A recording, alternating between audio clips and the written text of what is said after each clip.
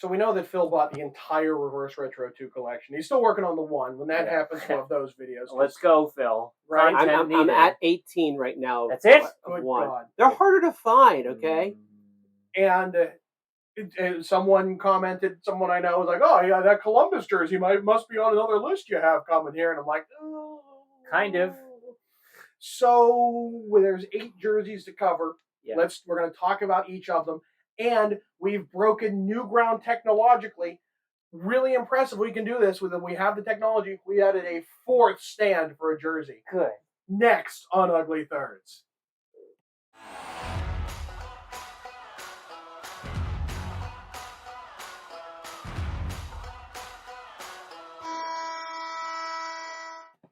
Welcome back, sports fans, to another episode of Ugly Thirds. Our topic today will be the leftovers of the Reverse Retro Round 2, Part 1. John and Shrems, take it away. Round 2. Part 1.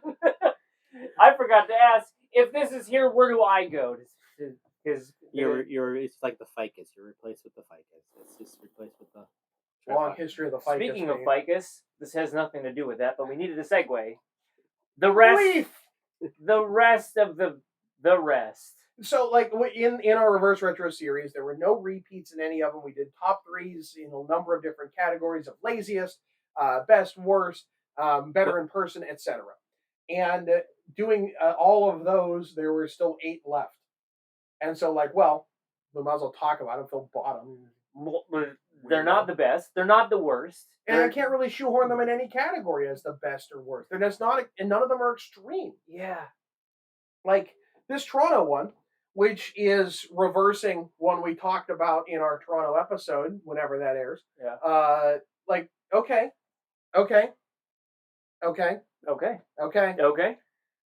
Now, I mean, like, how's that different than any normal Toronto jersey? Well, they have white shoulders. Yay. The Amish shoulders? And no, because it's not the same plug in the middle. Oh, the Adidas shoulders are much smaller than every other version, and I don't understand that. But they're much thinner. Because before they used to go straight across the back and it's much thinner. Yeah. Anywho, look, these are available online still. I found one yesterday, and I'm like, do I want to spend $190 on it? And the answer is no, I don't. It's good for the fan base, but yeah, you're not going to. People will reach for that one. Yeah. People will reach for the Caps jerseys. Even Dallas did a nice job. Nobody's clamoring over this.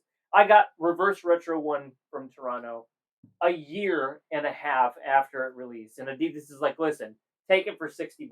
Like, we're done. We cannot fill up the warehouse with this anymore. Now, it wasn't Adidas where I found it. It was a side retailer. But it's still like, it was there. It was advertised on social media. They're still out there. And look, I like Toronto. I came around. I'm very much into Toronto's look, and I like white shoulders. But this just doesn't do it $190. That's for sure. Finish the sentence. This jersey is good. NEH period. Or else was it? I'm wearing that tonight. It's fine. Hey. Oh. Well, we talked about this in our Edmonton episode. Well, that's familiar. You want to reach over onto the thing and grab the original? Because, like, did they really reverse retro, or did they just bring it back? Like, they changed silver to orange, and navy blue to orange. And I'm like, but oil isn't orange, but that has always been orange. So you take orange, make it the primary, put this logo in navy on there, navy and white and silver. Boom, you've done it. That's reverse retro. You reverse retro. This is just bringing it back so they can sell more, because they know how popular this is. They know people want it. Right. And this was the way they did it. Rather than make an orange jersey or a silver jersey, how interesting would that be? Yeah. As 2 educators, grade this jersey based on the assignment. On the assignment, C. C minus.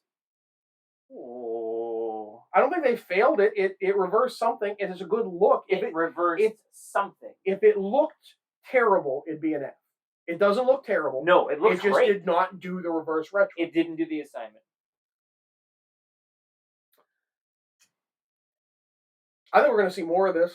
I feel uninspired. They have an upcoming rebrand allegedly. And they're doing it. And I bet I wouldn't be at all shocked if this was a soft reboot, soft pilot to bring us this, because everyone loves it. Because nostalgia is everything, and people love this thing. I mean, this is the original, right? They updated the colors. If my idea of updates and upgrades was the thing, that's what they do. Okay, it's old look, new colors. Are we reversing though? No, we didn't reverse anything. They just changed it to the modern colors. Would you call it a faux back? I mean, I suppose it's weird in that it's such a modern look with its angled stripe and everything. To call it a faux back, but I mean, the early '90s is old at this. Oh God. Oh God. Oh, okay. Cut the camera. We're done here. Go throw up. But yeah, I guess it is a faux back in that sense. I don't. You know what I don't like? Gold and orange are too close and really shouldn't meet. Whenever you see people doing concepts, that's usually no. Maybe flip the white and the gold, which is not matching the original. I know because this was silver, but like these don't contrast enough. You probably shouldn't put gold and orange next to each other. Fair. But okay. This is you say nyeh on I say meh on this one. So we've got nyeh, the C minus, and then our last one. This one, they didn't get anything right. I'm sorry, Ian. They got nothing right in Reverse Retro. They're the kid in the group project that just put their name on it twice. Like, oh, we'll give them a shot the second time. No, I don't think they were lazy in it. I think they just it's the kid who did something you never would have guessed. That's the interpretation they would have went with. And you're like, well, I guess that fulfills the assignment. I mean, you look at the rubric and it's like it does that, I guess. Technically, it does a better job than this one. Right technically speaking. Wait a gosh darn minute. Is that navy or is that black? Like this is navy. I didn't realize that this was black until I saw it in person. Yep. And then this stripe above, is that navy? That's blavy. They've blavied. Now, okay, so the original is this. And I really like this jersey. This is actually, I bought a second one because the original was fraying so much. I had to repair this crest. It's not great. But I have a second one sitting around. The black cannot be the focus on this jersey, though. Right, and it just provided some contrast. Most people never even realized that this top stripe was black. So it's black. And apparently this is navy, which... And where did this blue come from? You know where this blue... I realized it last night as I was putting these collections together. It comes from this stripe. We're going to take that stripe color and put it here. Yeah. Then we're going to take the black shoulders and put it all over the jersey. Oh my God, yeah.